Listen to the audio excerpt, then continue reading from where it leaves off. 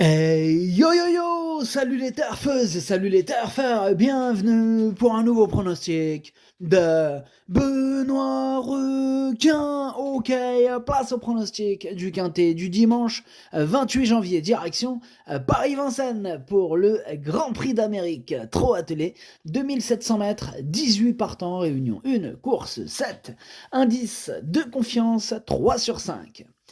Petit retour sur le quintet du samedi 27 janvier, il y a eu du trouble fait à l'arrivée. Et ça y est, c'est le Grand Prix d'Amérique qui nous attend ce dimanche, la plus belle course de l'année de Trot attelé. Ok, c'est parti pour le pronostic du Grand Prix d'Amérique 2024 et on commence avec le numéro 1, Inama Rosa, et on écoute Laurent Claude Abrivard. Inama Rosa a gagné sa qualification dans le prix de Belgique. Depuis, elle est restée en bonne forme. Il ne faut pas la mettre dans le rouge en partant. Dans sa génération, elle a toujours bien suivi le rythme. Le prix d'Amérique est souvent très sélectif. Pour autant, avec la bonne course, elle n'est pas hors d'affaire en fin de combinaison. Eh bien, ce numéro 1, moi je l'ai gardé, il me plaît bien, mais je l'ai gardé en toute fin de combinaison. On passe au numéro 2, Hokkaido Giel, et on écoute Jean-Luc Dersoir. Hokkaido Giel m'a un peu déçu à 2 reprises après sa qualification pour le prix d'Amérique.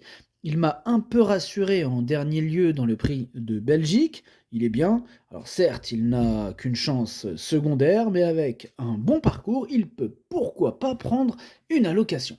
Bon, moi, j'y crois pas trop à ce numéro 2. Je l'ai pas retenu, j'en ai préféré d'autres. On passe au numéro 3, Émeraude de Bay. On n'aura pas les commentaires de l'entraîneur, Benjamin Gautz. Du coup, ce numéro 3, lui non plus, je l'ai pas retenu. Par contre, c'est un regret. C'est mon deuxième cheval de complément en cas de non partant. Donc, on va lui accorder une belle note de méfiance. Attention, attention. On passe au numéro 4, Hussard du Landré, et on écoute Benoît Robin. Hussard du Landré a remporté le prix de Bretagne avant de bien faire ensuite dans les autres baies. Sa préparation s'est très bien déroulée. Il affiche souplesse et envie. L'épreuve est très ouverte, le parcours fera la différence, mais je serais déçu de ne pas le voir sur le podium. Je suis serein et ambitieux. Il sera pieds nus et sans protection aux jambes, ce qui n'est pas arrivé depuis le prix de Paris. Alors, ce numéro 4, lui, par contre, je l'ai retenu, mais plutôt en bout de combinaison. Attention à lui. On passe au numéro 5, Isoar Vedake. On écoute Benjamin Rochard. Isoar Vedake a réalisé une très bonne première partie d'hiver et a remporté le prix de Belgique. C'est une véritable satisfaction de le mener dans l'Amérique. Ce n'est pas le meilleur débouleur du peloton. Pour autant, avec un départ propre, il devrait réaliser une très belle course. Il ne craint pas une course rondement menée, il est très dur, c'est jouable au moins pour une bonne place, j'y crois. J'y crois aussi à ce numéro 5 que j'ai gardé assez haut, je l'ai mis quatrième, attention à lui. On enchaîne avec le numéro 6, Guderipré, on écoute François Leguedec. Guderipré a bien évolué durant ce meeting d'hiver après une longue absence, il s'adapte un peu à tout. Bon, s'il s'adapte à tout, tant mieux. En tout cas, moi, ce numéro 6, c'est celui qui me prend le plus la tête dans la course. C'est lui mon gros regret, c'est lui mon cheval de complément en cas de non partant, donc attention, possible cassage en vue. On enchaîne avec le numéro 7, Go On Boy, et on écoute Romain Derieux. Go On Boy a effectué un bon boulot mardi et jeudi matin, tout était encore ok. On tente le coup de le déférer en espérant que ça lui donnera un plus. Je n'avais pu le juger quand je l'avais allégé à Cagnes, car il était malade en fait le lendemain. Depuis plusieurs mois, il est aussi nettement plus sûr dans ses allures. Bon, il a besoin d'un rythme sélectif, s'il patiente pas trop loin, il finira vite. Il finira vite, nous dit Romain Derieux. En tout cas, ce numéro 7, il est tout à fait capable d'en faire souffrir plus d'un sur sa route. Moi, il me plaît bien, je l'ai mis 5e. On passe au numéro 8, Italiano Verro, et on n'aura pas les commentaires de l'entraîneur. Bon, c'est Philippe Allaire, il est parti pêcher comme d'hab. Il s'en fout, au même prix d'Amérique, il va pêcher. Rien ne l'arrête, Philippe Allaire.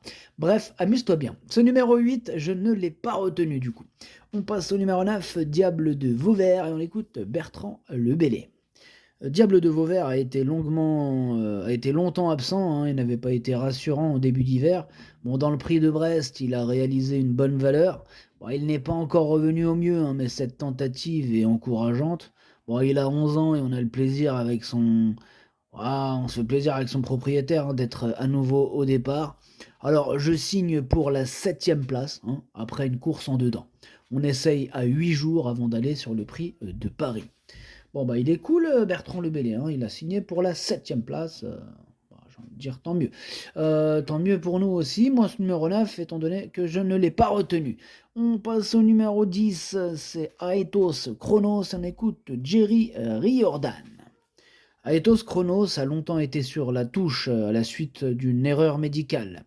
Il est revenu bien et à la demande de son propriétaire, on l'a remis en route pour le courir en France en janvier et février. Ah ben, je n'ai voulu qu'une rentrée à son âge où il aurait gagné sans sa faute. Quoi d'autre? Bah, il est prêt, hein, il n'est plus aussi performant qu'avant et mieux sur 2100 mètres. Bon, nous serions contents, hein, s'il prenait un peu d'argent. Ouais, bon, bah, on espère que vous... Pourquoi pas un petit billet pour vous, mais bon, voilà, moi ce numéro 10, hein, je ne l'ai pas retenu. On enchaîne avec le numéro 11, Ampiamed SM, et on écoute Franck Nivard. Ampiamed SM est bien, elle a eu une bonne préparation, elle a couru régulièrement cet hiver et n'a pas fait de course dure, elle est prête, il faut que cela se passe bien, mais logiquement, si elle fait la valeur de l'année dernière, elle ne va pas être loin. Elle ne va pas être loin, nous dit Franck Nivard, il est ultra confiant. Moi aussi, je l'ai mis très haut, je l'ai mis deuxième. On passe au numéro 12, Idaho de Tillard, et on écoute Thierry Duval d'Estaing. Idaho de Tillard a remporté ses 3 courses cet hiver. Il a connu une ou deux contrariétés juste avant le prix de Belgique. Tout ne s'est pas déroulé comme je l'aurais souhaité. Il a travaillé 3 fois plutôt bien depuis. Néanmoins, s'il paraît bien, je ne sais pas trop où nous en sommes précisément. Il court toujours bien frais. Il y a beaucoup de rivaux en grande forme. On n'est pas supérieur aux autres. Ok, merci Thierry, hein, pour ce commentaire assez riche d'enseignements. En tout cas, moi, ce numéro 12, malgré les deux, trois petits points évoqués par l'entraîneur, malgré tout ça, je l'ai mis très haut, je l'ai mis en tête. Hein, c'est lui mon préféré, c'est lui que je le vois remporter ce prix d'Amérique. On passe au numéro 13, Hail Mary, on écoute Daniel Reden. Hail Mary a réalisé une très bonne performance dans le prix de Belgique. Eric Raffin, qui le découvrait, était pleinement satisfait après avoir couru en dedans. Depuis, il est sur la montante, hein. Il a bien travaillé lundi sur la vitesse avec les œillères descendantes, hein, qu'il portera. Là, il sera déféré des 4 pieds cette fois, hein.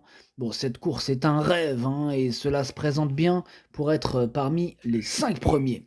Eh bien, moi, ce numéro 13, sachez que je ne l'ai pas retenu. En même temps, bon, il y a 18 partants, on peut pas tous les mettre.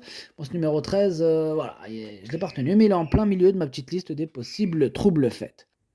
On passe au numéro 14, Hookerberry, on écoute Jean-Michel Bazir. Hookerberry a effectué un très bon travail lundi matin à Grosbois. Il m'a donné entière satisfaction et va se présenter au mieux. Tout est une question de déroulement de course, mais je ne serais pas du tout surpris de le voir conserver son titre. Il doit lutter pour la victoire. Bon, ce numéro 14, hein, voilà, c'est lui qui a remporté ce magnifique prix d'Amérique l'année dernière.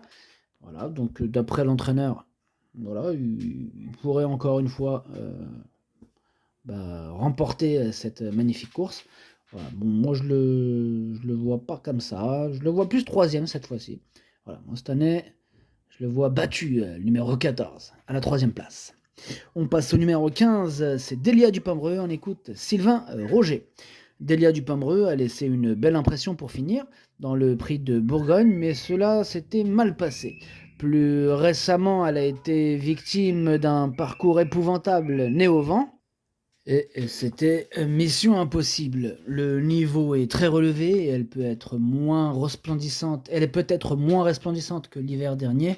Il faut faire le petit parcours en espérant une petite place. Bon, moi clairement, ce numéro 15, je ne l'ai pas retenu. On passe au numéro 16, Onek, on écoute Gabriel Gelormini. Onek n'a pas fait grand-chose la dernière fois, hein, mais Ferré à Vincennes, il connaît la musique. La fois d'avant, il avait besoin dans le prix de Bourgogne. Là, il devrait se montrer sous un autre visage, hein, ce coup-ci, déféré des 4 pieds. Bah, l'objectif est d'être dans les 5 premiers. Il a prouvé l'an dernier qu'il en était capable. Bah, moi, il me plaît bien ce numéro 16. Hein. Moi, j'y crois. Ouais, l'année dernière, il a terminé 5e. Et cette année, il peut faire aussi bien. Hein. Bon, pourquoi pas, même mieux. Voilà. Pourquoi pas une 4-5e place. Donc voilà, moi je l'ai gardé. Je l'ai mis, je l'ai mis 6e hein, dans le prono. Mais voilà, il peut faire un petit truc sympathique, à mon avis. Attention. On passe au numéro 17, Joviality. On écoute Madame Sabine Cashbrandt. Joviality a désormais 2 courses dans les jambes cet hiver et a couru en progrès hein, dans le prix de Croix face aux 5 ans, terminant juste derrière Joshua Tree.